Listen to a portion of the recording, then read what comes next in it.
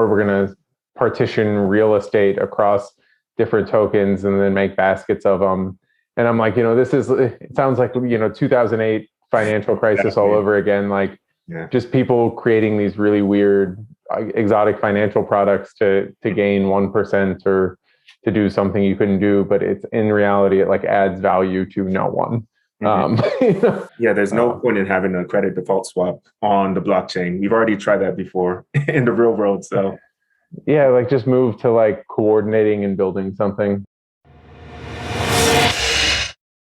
I am here with Nicholas Fett. Welcome to the show.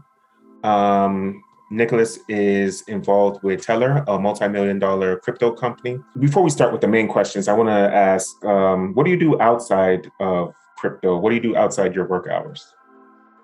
Oh man. So I actually have 3 kids. Okay. So that kind of takes up most of my time. But yeah, you'll see those are actually guitar hooks. I play guitar. Okay, nice. And, try and get my workouts in. Okay. The usual guy stuff, I guess you could say. Yeah, I just came from Planet Fitness myself too. So you have to do it any way you can. Yeah, no, it's good. So tell us what Tellor is. What does Tellor do exactly? Sure. So we are a blockchain oracle.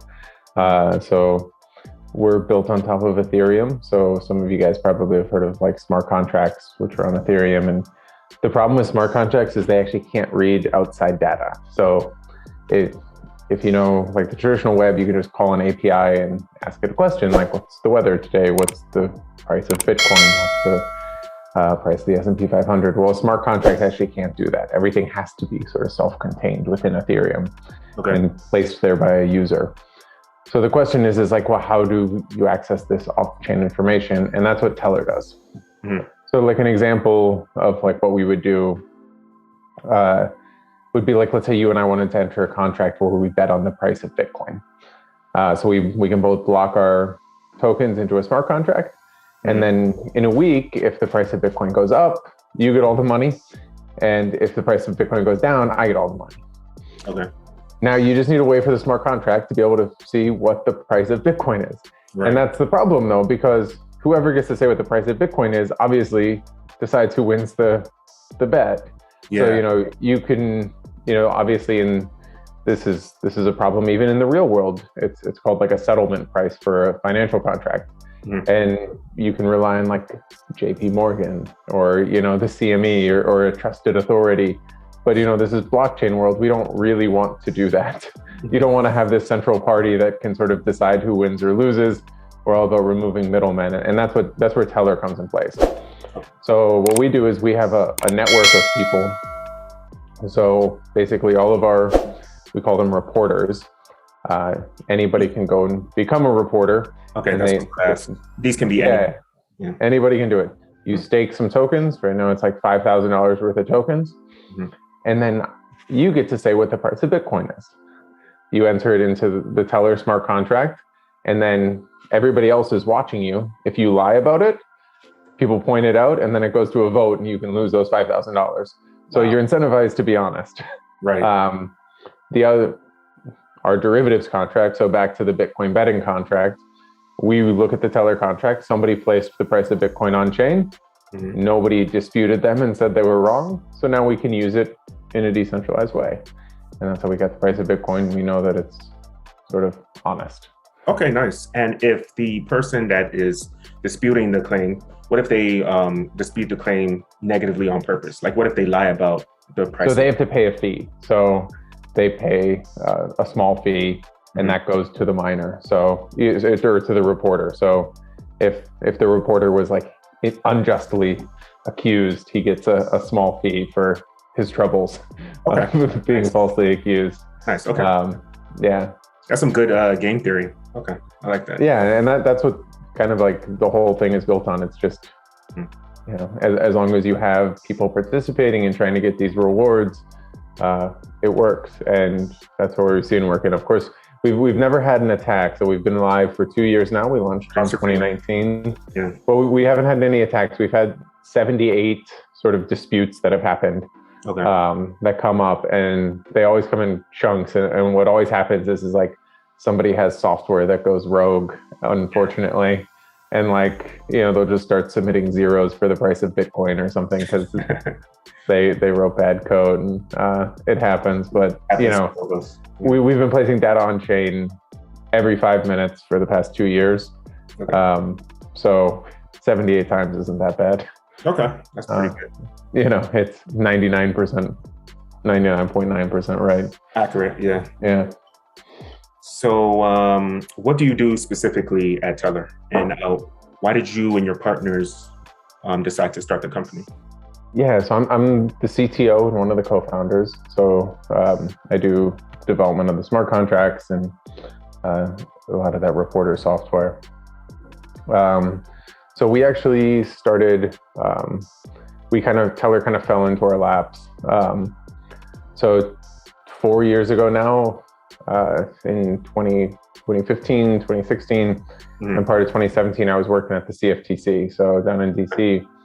And the CFTC regulates derivatives, but they also regulate cryptocurrencies. And I was lucky enough, I had already been in crypto by then. And I got put on the blockchain working group there. So I was in the government talking with them about how to sort of regulate cryptocurrencies. And I saw everyone coming in. And if you remember back in like 2017, people were always talking, 2016, people were saying like, oh, it's the blockchain, not Bitcoin. Yeah. People were saying it was going to be, we were going to put all financial contracts on a blockchain. And I said, no, like, it's going to be actually decentralized. It's not just going to be, the decentralization is where the value is at. So I left and I went to start a derivatives company first. So in 2017, I tried to start the Decentralized Derivatives Association, where I was going to try and do derivatives on top of Ethereum. Luckily, I got an Ethereum Foundation grant in early 2018. And then I brought on my co-founders, Brenda and Mike. And basically the derivatives contracts, like you can think of like a futures and options contract where you're basically betting on the price of these assets. And whenever we started building these, we realized, oh man, there are no oracles in the space. Yeah, like this was back then, nobody really had a good oracle. So we were like, why don't we try and make a good oracle for our derivatives contracts? And whenever we came up with our oracle concept, we liked that as a company idea more than the derivatives idea. Because people, showed interest in having it. So then we launched Tellor, like in August of 2019, and that's where we've been kind of running since. Okay, nice. So you did that because you needed to get more accurate information. It was just we were one of our users, I guess you could say at first, when we were building it for ourselves, and then Tellor kind of came out of necessity because everyone was just using centralized oracles at the time. And it was like, we saw kind of the danger of that. Yeah, the best businesses are the ones where you give people what they need, not necessarily what they want all the time. So it's good that it came out of necessity that you have that. So a lot of the viewers might not know that Biden's infrastructure bill is coming out. And inside of the infrastructure bill, they're trying to put some regulations against crypto, especially the wallet creators or people that make software for wallets. And what they're trying to do is they're trying to put in so that you have to know who the senders and the receivers are of certain wallets and certain softwares for it. However, anyone that's in crypto knows that a lot of times it's impossible to know who's sending you and who's giving you these cryptos and information. So what do you think is, especially since you said that you worked with the government, you work with CFTC, what do you think is the long-term, conclusion, if you were to guess, of these crypto regulations at a short term? Well, I think they're what's set to. So first off, I don't think they're sort of set to take place until like 2024. So like even if it does go through, we have some time. Like 3 years in crypto time is 1,000 years. Like we don't worry about it. Like we'll be in space or something by then as a company. Like it doesn't matter. Right. But the other piece, I'm guessing, so there's, a few people, Coin Center down there in DC has done some excellent analysis on it. It's likely going to get challenged.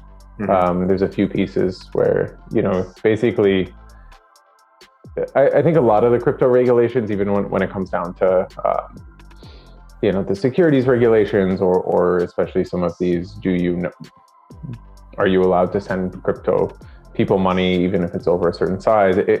It's almost like a constitutional issue and like a freedom issue. It comes down to like, do you believe people have the right to send money privately? Yeah. And ultimately, like, there's probably some good constitutional arguments that we do. We can do that, but at the same time, like, ultimately, if the lawmakers all think like, no, you shouldn't be able to do anything privately and it should all be known, it's going to be really bad for crypto, and it's probably going to kill a lot of the space in the US. Right. I don't think it's going to come down to it. I think ultimately we'll probably water it down. I always joke, I'm like, hey, if you guys leave this on the book for 2024, like, don't make like crypto vote back in Trump. Yes. Like if Trump runs on like, oh, we'll get rid of it, like, oh man, or something, it could just get ugly. So yeah, you gotta, I definitely think something will come up where they'll water it down to where, because there are certain pieces where, like making Coinbase register as a bank or something like that, like, not the worst idea. It's whatever. Coinbase has the money to do some things, and making them go through some pieces. Like, everybody's already KYC AML on Coinbase. It doesn't matter. Just don't make Uniswap or Tellor reporters where anybody can do it. Like, of our smart contracts minting to these anonymous reporters, like, we don't know who they are. Exactly. Like, we can't register. It would just totally destroy us as a company. So, yeah. Yeah, and even companies like Uniswap too, if they were to do a KYC, they would probably just move to another country that doesn't enforce them to do a KYC. So it's not like you're really. You would just blacklist the US. You're just blacklisting yourself. Yeah, exactly. And America, we're number one, right? You don't want to be second place to everyone else, right? So you don't want to let the enemy of the good be the enemy of the perfect, or whatever that saying is saying. Yeah, no, I get you. Yeah, I think we'll come down with some good regulations. I think the US in general, sometimes we might overshoot. Yeah. But at the same time, like, I also think some regulations might be good in the space. I think just going after the bad actors, there are a lot of scams out there, making sure that we can sort of cover our bases there. And, ultimately, like, the people that suffer in a lot of ways from a lot of the scams, or even what I call like semi-scams, where, they make claims of decentralization a lot. You have a lot of products that say they're decentralized and say that they're doing these honest things, when in reality, they're not. Right. They're just centralized counterparties that hold people's money, and they have complete control over it. It's dangerous. And then what happens is that the real decentralized people, so people who are trying to do it right, whether it's, people like Tellor or there's a lot of other companies out there, they're the ones that aren't getting the volume, that aren't getting sort of the recognition, because some central party is, pumping their stock on, these social media forums or something like that. Right. Speaking of decentralization, you are not the only Oracle company in the space. Chainlink is another famous Oracle company. What would you say is the benefit of Tellor versus Chainlink? Yeah, so like the way that Chainlink works right now is they're one of these just sort of centralized companies. They have a roadmap to decentralize, but we'll see if they actually do it. Right now, they whitelist reporters. So, they'll say, hey, these 20 guys, you guys can go give us some link tokens, and then you guys are allowed to be our reporters and say what the price of Bitcoin or the price of Ethereum is. That's it. They say who the people are. Not everybody can do it. You have to, if you want to be a reporter, you have to go sign an off-chain piece of paper agreement with them that you're not going to lie, that you're held liable, and then they get you on there. And the problem is it's just not clear. Can they sort of just end all those? Can they de-whitelist people and stop the Oracle service? Almost certainly. And then there's also we have that ability to, anybody can come on and say, hey, that's a bad value, and you can slash it. That's non-existent in Chainlink. So it just doesn't exist right now. So you just trust what these 20 people say, and that's kind of what we're trying to get away from. Yeah, I mean, when you do it like that, it's almost like there's no point in you doing it on a blockchain, or there's no point. You might as well just have a regular database do it. If you're going to have people sign the contract off chain. Yeah. Well, exactly. And that's it is like a needed service. So like, if they can be whenever you're just sort of a centralized company like that, you can be really, really fast. Yeah. You can make sure that things work, and they do that. And it's a service that some people want. Like if you don't care about decentralization, they're a good service. But if you're actually trying to build something without a central middleman, they're probably not the right fit. So Exactly. So I also saw that you guys are, there's a proposal to have Tellor added as an oracle for Ampleforth contract. Oh yeah. How are you guys able to make connections with different blockchains, and you're able to connect with other people? Because if that's going to proposal goes forward, that'll be very good for your company. So are you excited about it, and how are you able to make these connections with? Oh man, so Ampleforth, they've been in the works for like a year and a half now. I actually have a lot of Ampleforth myself too, and I do like. Oh, cool. I love Ampleforth. I do grid trading since it's like a stable coin that's not really pegged to the dollar. It's just stable by itself. So yeah, it's a super cool project. Really? And they reached out to us like a year and a half ago trying to decentralize their oracles. And we've slowly made the integration with them, did all the smart contract research, make sure that we're given the right values. And they're moving towards decentralization. So they were kind of centralized, and they had what's called like an admin key. So they could kind of change whatever they wanted just through the team, and they got rid of it. And they're trying to, give control over to the community. So all the Forth holders get to be in charge of their protocol now. And the first proposal was, do we want to integrate Tellor? And it's currently being voted on. So the voting ends on Saturday. So if you have Forth, you can go vote for Tellor. It looks like we're going to pass. It looks like everything's going smoothly. So starting on Monday, we'll be a reporter there, and you probably won't notice anything different, but congratulations in advance anyways. Yeah. Nice. No, thanks.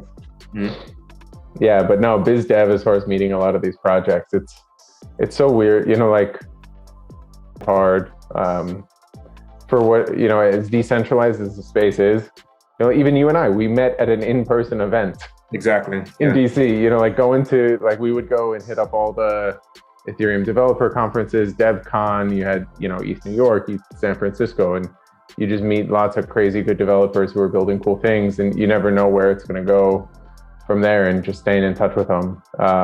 So yeah, I think definitely just, we try and make it out to a lot of events and meet the people. And then for the people that we do meet online, reaching out to the communities, just going to their Discord, starting to ping them.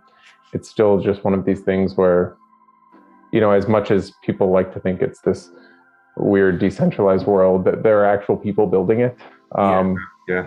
So, meeting the decision holders, like I always say, like whenever we're trying to look for the smart contract builders themselves. So, if there's a big project like Ampleforth, making sure that we get in the ear of the CEO and the CTO and are like, hey, do you guys care about decentralization? This is a pain point for you guys. Let's solve it, and we can do it.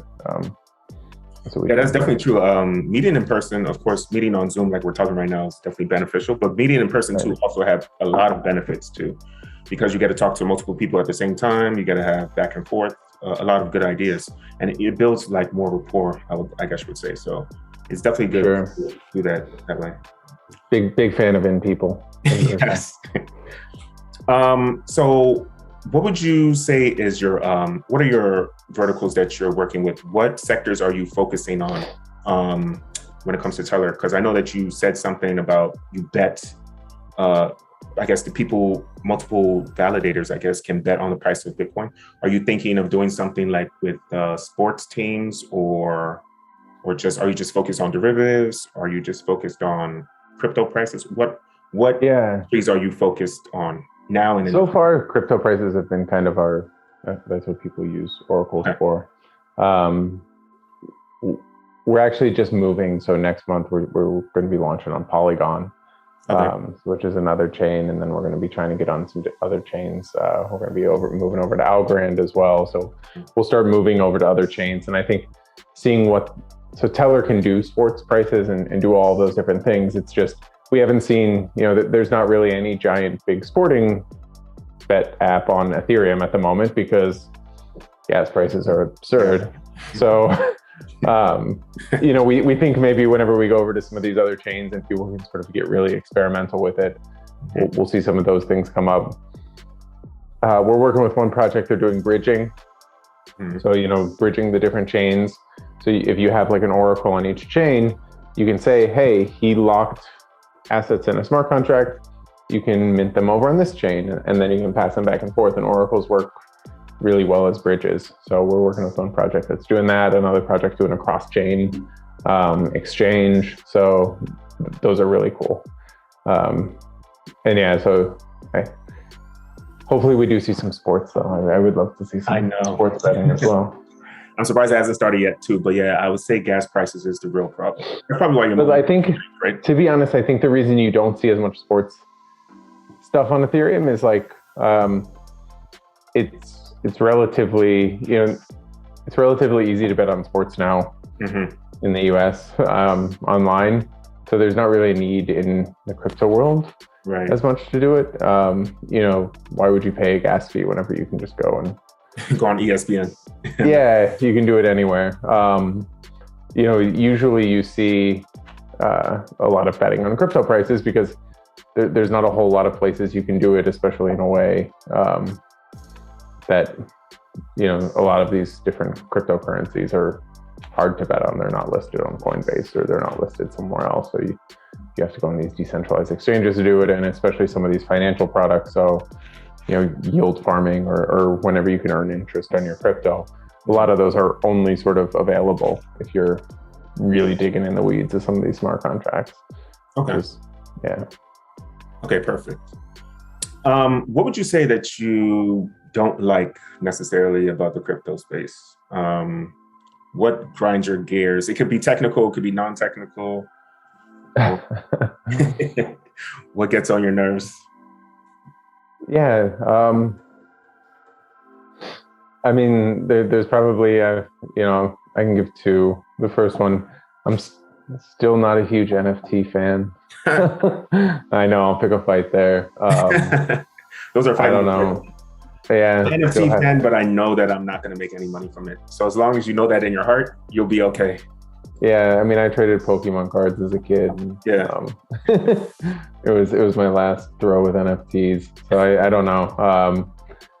So don't necessarily, I'm not too bullish on NFTs. I definitely don't get buying art or something like that. Like, you shouldn't buy an NFT, you should buy art. Right. Whenever people start referring to it as such and the medium doesn't matter, then I think it'll be really bullish for the space. And then the other thing, I do hope we get away from kind of the financialization of it all. You're starting to see a movement with DAOs and Ethereum and kind of creating these communities, and I think that's really good. But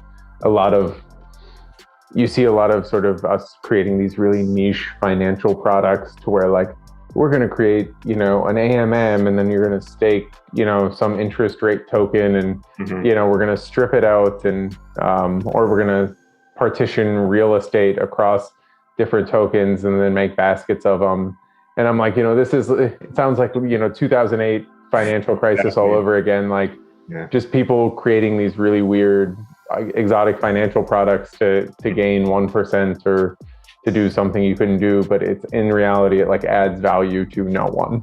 Like, the whole chain is like filled up with gas prices that add no value to anyone. It's just like, we're doing these little weird financial games to trade interest back and forth. So yeah, there's no point in having a credit default swap on the blockchain. We've already tried that before in the real world. So yeah, like, just move to like coordinating and building something. Like, I love the idea of like, tokens that are used and you incentivize an early community to actually get out there and really put the feet on the ground and build the thing and try and grow. Hey, that was like the early days of Bitcoin. We're going to get people to start spending Bitcoin. We're going to, get out there and get people to use the thing.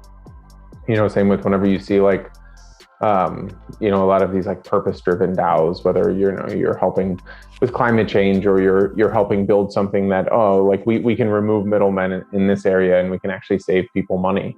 That makes it way more exciting to me. And that's, but unfortunately, like it's one of these weird things where, the bigger the space grows, the less that, you started with like the ideological core group of people. Yeah. And then you get bigger and bigger, and then it's encompassing everyone. And then, you bring on the Wall Street bros and you bring on, the finance PhDs and stuff like that who start really, turning it back into the same thing they were doing other places. Let's get away from that. Yeah, people have their own ideas, but blockchain makes everything better, right? But more of a bad thing is not necessarily better, right? So that's how people see it.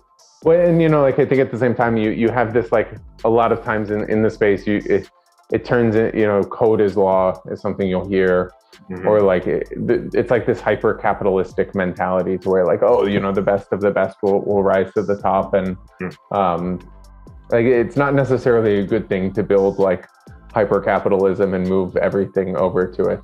Like having something that like most of the time like people are generally afraid of building social values into a chain because you want, say, like, Bitcoin to be just, it never changes. There's no values in it. It's just code. And same with Ethereum. But hopefully, like, as we move down into the lower, the smaller tokens and the tighter communities and things like that, you actually can build some social values into it. To say like, no, we're not just going to, like, I want to start seeing permissioned, but not permissioned in the sense that you're forced by a government or that you're just, stopping, poor people from taking place, but saying like, no, we want people who agree with our values. We want people who like, we're not going to let you trade on our exchange if you're, a hedge fund on Wall Street. Like, that would be cool. And I think I'd be okay with that. So. No, definitely, because that's why DAOs are a good thing. Decentralized, organized, autonomous organizations. Yeah. Yeah. So you can have the users put in laws. You can have your own constitution almost inside of this organization that says something like that. And it's decentralized. If you don't like that DAO, you can go to a different DAO. So it's very good that it's based on like that. Sure. I also saw that there was for Halloween, there was a video that was made that I had nothing to do with that. So you had nothing to do with it. Me personally, I had nothing to do with it. Yeah. So it spoofed Michael Jackson's Thriller, and it was called Tellor instead. So is that because? So you guys have like a lighthearted environment in the office, or it's just camaraderie, or it wasn't? Was it even directly related to Tellor, or was it just a random? Yeah, no, it's related to Tellor. I think like. So there's like this, what's Cryptic Entertainment, I believe. They're like this Indian entertainment company, and they make spoof music videos for not that expensive. And somebody reached out and paid for a Tellor one, and they did a pretty awesome job. Okay, nice. So, yeah, it was super cool. But yeah, I mean, so the team, we're up to, so it was like the 3 co-founders. Last June, and now we're up to 12 people. Okay. So we're growing, we're hiring. So if anybody else out there is a blockchain developer or just wants to get in the space, we like, we have some money, but we're not like one of these Ethereums with billions of dollars to throw. And we're just trying to find good people who want to help grow the space. We're trying. We try, usually like the best people are, we find them in our community. There's a lot of good people out there, and that they just want to come and build things. And that's what we look for, and that's what we're trying to find. No, that's true. It's good that crypto goes in waves. Because of Bitcoin, it has a 4-year cycle. Crypto always goes in waves up and down. So I don't know. We haven't gone down in a while. We'll see. Yeah. Well, yeah. Speaking of which, let's ask the question that everyone wants to know. Now that we're in a bull run, unofficially in a bull run right now, what do you think that your peak price is going to be in the next few months? Take an educated guess. I know it's people don't like to answer this question, but try to answer. Yeah, no, I mean, so there's like a few scenarios you can play out in your head, like hopefully like you can grow at a steady, slow pace. And that would be like, okay, like let's go up, we'll like slowly, double over the next year. And that would be phenomenal, but then like the times that you really should get scared are like every time if you go up 300% in a week, then you just, you scratch your head and you're like, oh man, this is going to end badly. Because it always does. So hopefully it grows nice and slow, takes your time, hopefully it, similar to like Bitcoin, like the best way to hold Bitcoin is just buy it and then forget about it for 5 years. Okay. Like you just want it to grow nice and slow, because if it does, every time you peak, like, if for instance, Tellor does hit, $1,000 in 2 months, like, like, oh man, like it's going back down to 20 in a month. And then, your chart's just ruined for the next 3. Yes. So yeah, it's always frustrating.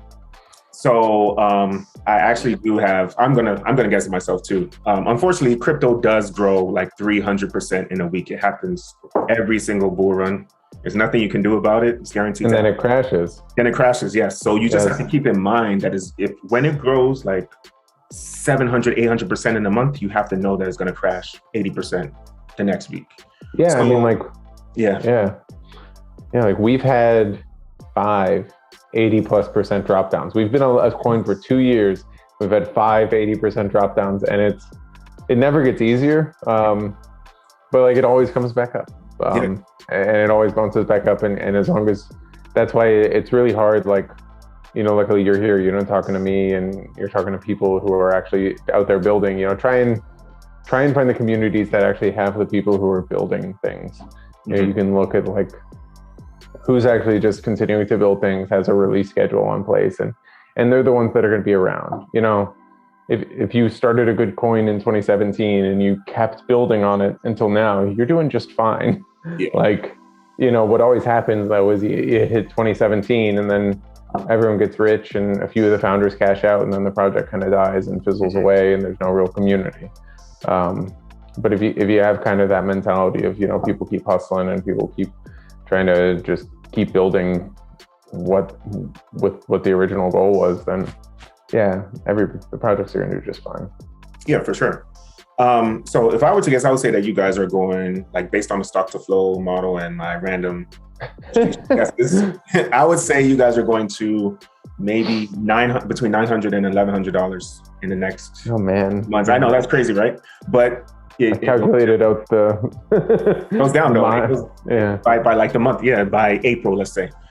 But that's a good, sugar rush, a good caffeine high. But the best way in any company is to work on it long term.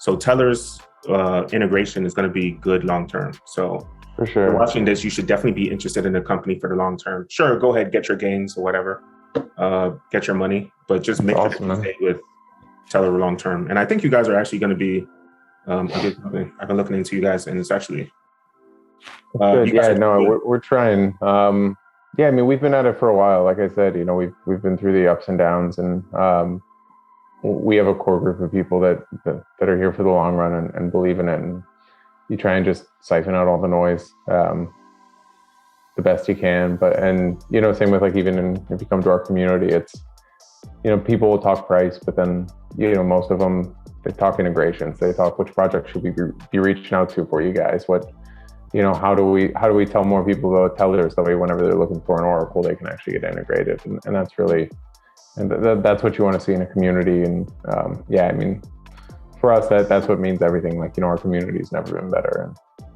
And Perfect. Thank you for meeting with me. Can you tell people how they can get in contact with you and how they get in contact with Tellor? I'm going to put the information in the description. Sure. So can you say where? Yeah, so just go to tellor.io. That's our website. Right there's Twitter, Telegram, a Discord. Contact us anyway. So yeah, you guys, if you go on any of those and just ask for Nick, you can get me. Okay, and I'll be right there. So yeah, no, I help run all of them. Like I said, we're a small company. So, okay. I mean, you reached out, you asked, like, you just came to our Discord and said like, hey, I met Nick at a conference, and somebody's like, oh, he's right here. And yeah, literally. I literally went to the general tab. I was like, yo, where's Nick? Where is he? And then someone asked me the information. So that was it. Yeah, So, super easy. Yeah, so thank you for meeting with me again.